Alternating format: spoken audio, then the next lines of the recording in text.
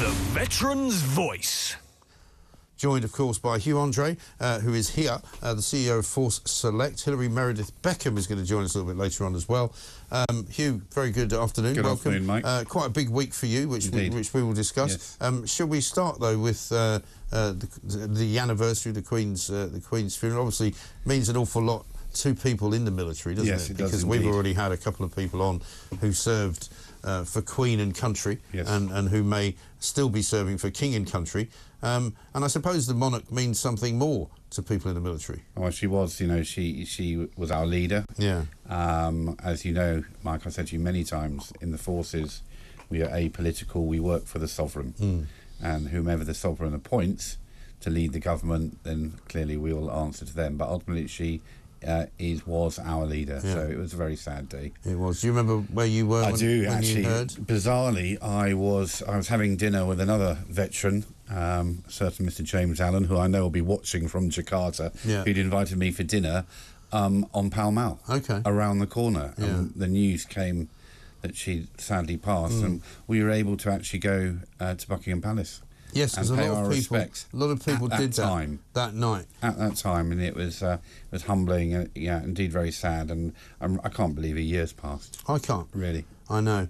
It was a very sad day, and I think more emotional for a lot of people than they were expecting it to be, really. Yeah, very much so. Very much so. Now, we're going to hear later on about your meeting with Johnny Mercer, the Veterans Minister, but let's first of all talk about the news of the week. Just a couple of things, and actually sort of a neat segue. Another great person sadly passed away this week, a great soldier, Denzil Connick. Denzil was a Falklands veteran. He served with the 3rd Battalion, the Parachute Regiment, and unfortunately lost his leg up to the hip when he got hit by a mortar round. But Denzil, like all good soldiers, didn't get up and didn't give up. But he carried on his life, and he actually became the founding secretary of the South Atlantic Medal Association. So as a veteran, he campaigned tirelessly for the Falklands veterans and making sure that they were looked after. So rest in peace, Denzil, your duty Only is 66 as well. Yes, indeed. Quite sad. That's a picture of him there. Yeah. We had, of course, our Falklands veteran on, didn't we, last week? Andy Stevenson. To talk more about what his experiences were down there. What about the Northern Ireland Legacy Bill? What's that all about?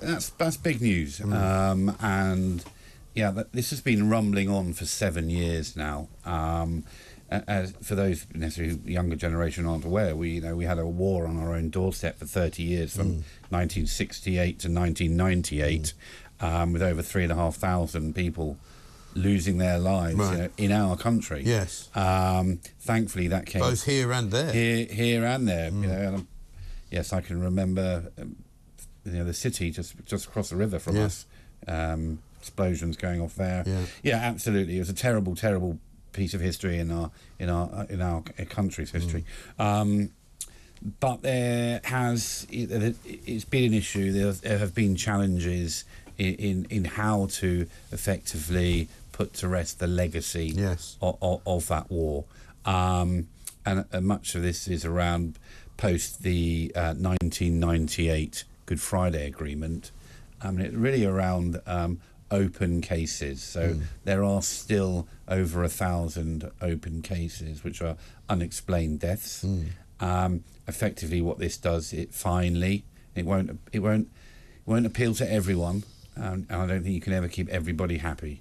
But ultimately, it draws a line in the sand, and no more cases will be so started. No more prosecutions. There'll on be either no side. more prosecutions, and all the current ones will be given an amnesty and will be concluded. Including those soldiers who were being prosecuted? Indeed, absolutely. Well, that is good news. Yeah, and again, I tip my hat and well done to the Veterans Minister, Johnny Mercer, because he's campaigned tirelessly for this. And it was only a few months ago that Soldier A, Dennis Hutchins, was being pulled backwards and forwards from the province, back to here, back again, because he was being pursued for an alleged murder in around Bloody Sunday, etc.